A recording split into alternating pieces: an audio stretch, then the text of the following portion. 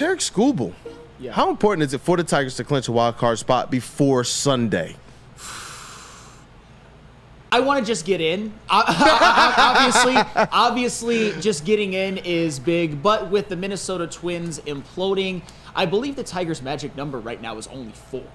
So the possibility of them clinching at least a spot to get into the playoffs is actually, it's very, very doable. And I think the reason that you want to clinch before that is so Tarek Skubal can get you game 1. Mm-hmm. And your first series is going to be a 3-game series in which you're going to play all 3 games on the road. If you get game 1, if you got Skubal going game 1, man, does that puts a giant gorilla on the back of whoever they're facing, whether it be the Orioles or whether it be the Houston Astros. So it would be absolutely huge. Broder, how big would that be? Massive. They need to aim for that. Priority number 1 is getting into the playoffs. So that everything I'm about to say, throw that out the window or hold that off for just a split second. Get into the playoffs. That's priority number 1. What they need to start be thinking of doing, or what they need to try to do right now, is make sure that they clinch before Sunday. Right now, Skubal's scheduled to pitch Sunday. If you need him, it'll be on 5 days rest. He'll be fresh if you need that game to get into the playoffs. But like Sam just said, if you can start Skubal game 1 of a 3-game series, no game is guaranteed, but you can consider yourself starting that 3-game series on the road up 1-0. You can assume that. You got to do it. You can assume that. That is a massive advantage in the playoffs, especially if Skubal puts in another performance like we saw last night where you're using 1, 2, or 3 pitchers. Mm-hmm. Then you got guys who are now rested because they have Monday off. The wild card series starts Tuesday. The entire bullpen's rested again. So we're talking about a game like today where you got everyone at your disposal but Skubal and Bo Brisky. You get that in the playoffs after, let's say, they don't have Corbin Burns. We're talking about the Orioles 2-3 or the Astros 2-3. You start that series with a massive advantage with the Cy Young winner on the mound. Why are we talking about Detroit Tigers in playoffs? I can't believe this. Like this is magical and special, bro. This is so wild. They have to get this done because the recipe is all there. It is all there, man. Especially when you talk about the confidence. I think the phrase for this Tigers team, the buy-in, they've bought in. Everybody, how are they doing this? Like, I just don't understand. How are they pressing every right button right now? Well, do you know what one of the, and I don't think we forget because it's obviously Tarek freaking Skubal, but when we look at the run that the Tigers have been on, this 28-11 stretch, it's been one of the most improbable things we've ever seen as sports fans. The Pistons died for this. We talk about, the Parker Meadowses of the world and the Riley Greens and the Kerry Carpenters and all of the bullpen days and AJ Hinch, and rightfully so. But I've got some numbers for you on Tarek Skubal, which really paints a picture on how important it is to have an ace. And in this case, to not have an ace, the Cy Young winner. Because even though this team as a whole is a lot better than we've seen in many, many years, the most important person on this team, whether it be player, whether it be front office, whether it be member of the coaching staff, is Tarek Skubal. The Tigers, in 31 Tarek Skubal starts, are 22-9, which is amazing. That's an unsustainably hot record if you try to do it as a full baseball team the whole season. But with Tarek Skubal, the Tigers are 22-9. When Tarek Skubal does not start, they are 61-65. And I'm not saying this to denigrate the other members of the team. It's actually normal to have about a 500 record when your ace doesn't pitch. It's just, I love the fact that they play so well when Tarek Skubal's there. He has an 18-4 record himself. They're a great team when he plays, when he starts. But we're also, as a team, and it looks like it's going to play out that way, we're not wasting a Cy Young season. The Tigers are in the driver's seat to make the playoffs, and Tarek Skubal is the ace, and he is the most important person in this organization right now. It's true. It's true. You see how everyone elevates their game when Skubal pitches. And it's not like he's been perfect every outing, but he's been so consistently really good. He's been fantastic, great, like historic at some times, but he's never really been bad over the course of this entire season.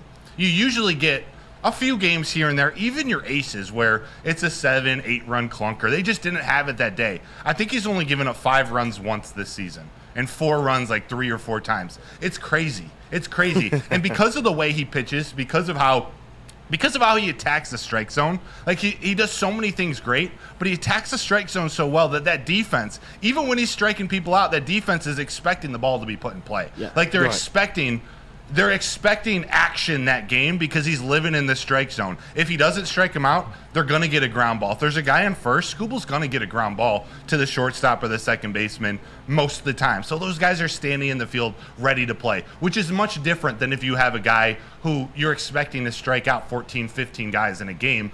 Sometimes your defense can get a little lazy. Yeah. I was wondering, I'm saying Hinch, build a statue for Hinch, and I forgot to ask the question earlier.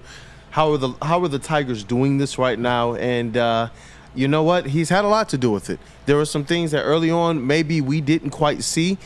And I believe that he was giving his guys a chance to kind of work it through, believing in those positional coaches, the hitting coach, the pitching coach, and we've covered them on this show. And just looking at the numbers, you know, just aside from like the batting percentages, finally we're seeing, you know, a lot of numbers closer to 250 rather than 180 like earlier in the season. But that on-base percentage, which I hear you talk about a lot, just how patient they've gotten at the plate as well. So it's just like, you know what? This Tigers team has just continued to pull all the right strings, and when they get down to it, some of the keys to it in the beginning of the season, if they get to the playoffs, we touted the pitching, both the strength of their top-tier starting pitchers, that bullpen, the long relief pitching, and we talked about situational hitting. And Broder wanted bunts, and as that season has gone on, you know what I've realized? This special run is correlated with the bunts. Oh, my goodness. Sure has. Oh, my goodness. Don't tell Neil that. Jesus Christ. Not everything else, it's because of bunting. And everything else I said before that, too. Those things, they matter as well. But you're right, man. Like, just when I take a look, and everybody, just look at their on-base percentage right now. It's like, yo, this Tigers team is absolutely turned on. It's something up top is just turned on from players that at some point in time we were wondering, are they ever going to figure it out? With Parker Meadows, it's just like, yo, dope. The stretch that Colt Keith went on, I thought he was going to start the year hot. But he wound up finding some type of stride. And it's just like, yo, keep this magic going. There's so much that goes into why the Tigers have been on this run. I mean, it starts with Tarik Skubal, as I already said. I think the bullpen days and the depleted pitching staff and how they've handled that, and not only handled that, been the best pitching staff in baseball since that happened. You got to give a ton of credit to Chris Fetter for these guys in the minors like Ty Madden and Brant Herter and Brendan Hanafy and Sean Gunther and even Kiter Montero not really having good numbers in the minors, but once they hit the majors, they're contributing members and some of the best pitchers on a playoff race team. And you also have to give credit to A.J. Hinch for that, for managing these bullpen days, because that is a type of task that is kind of new to modern MLB baseball. Bullpen days are tough. You can't just send Tarik Skubal or Jack Flaherty out there and kind of take a nap for 6 innings. You've got to make sure you put these guys in the right positions, and some guys can only go an inning or 2. Some guys like Madden and Herter, who started in the minors, can give you 5 after maybe Holton enters the game. That's a huge part of it. But as you said before, Riley Green's an all-star.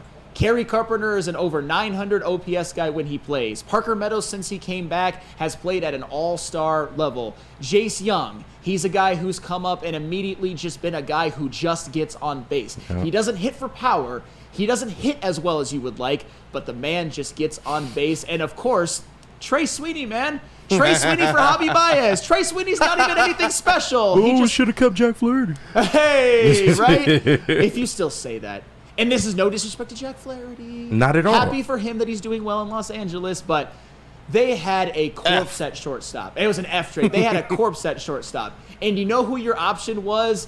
If Javi Baez still would have gotten hurt and had to be out, would have been Ryan Kreidler or Zach McKinstry. And Ryan Kreidler's actually worse than Javi Baez. So just getting Trey Sweeney there as a somewhat competent hitter. Well, actually, if you have a 700 on-base OPS for the Detroit Tigers at the shortstop position, you're basically living in the penthouse. And Trey Sweeney has provided that. Oh, man. His defense gets better every single game. It does. I know we're going to you. No, talk about something it. about that catch he made against the Orioles. I know it was only a couple games ago. I swear the next time he's been out on the field, everything looks even more smooth. Like he just gets more confident every time he's out on the field. He's 25. Like he's still got some upside. Yep. Yeah, and that ball too. You could say it was in no man's land. You could also say maybe they should have communicated a little bit better. However, Trey Sweeney, he was fearless, man. He didn't just say, "Oh, Riley, are you going to get it?" He's like, "I got to save the effing season. I'm going to catch that ball even if I run into Riley Green, man." That's just I love that, that's mentality. That's just not letting your team lose. Nobody wants to have an outfield collision, but Trey Sweeney was like, "Fuck it. I'm just going to make that catch." You love to see it. You love to see it. And you know what, man? I talk about the strings. Like, what strings is AJ Hinch pulling right now for this Magic? Because this isn't just playing good. This is Magic right now, man. Getting to that playoffs. And maybe some of the first strings was earlier in the season where we heard some remarks and kind of reading between the lines. We were like, ooh, is he telling the front office a little bit of his mind? And some of those comments were as it relates to bias, some of those comments were as it relates to spending a little bit too. So to see these things come to fruition, maybe there was a lot more behind the scenes where he was like, listen, you kind of let me move the team in this direction as a manager, and I'm telling you we can have a little bit more success than we are right now. Yep, and the best part is the catalyst for it are guys who are probably going to be here for a long, long time and have already started their foundations with the Tigers off with all-star seasons for real and Riley Green and all-star caliber seasons like Kerry Carpenter. We just hope he can play a full year.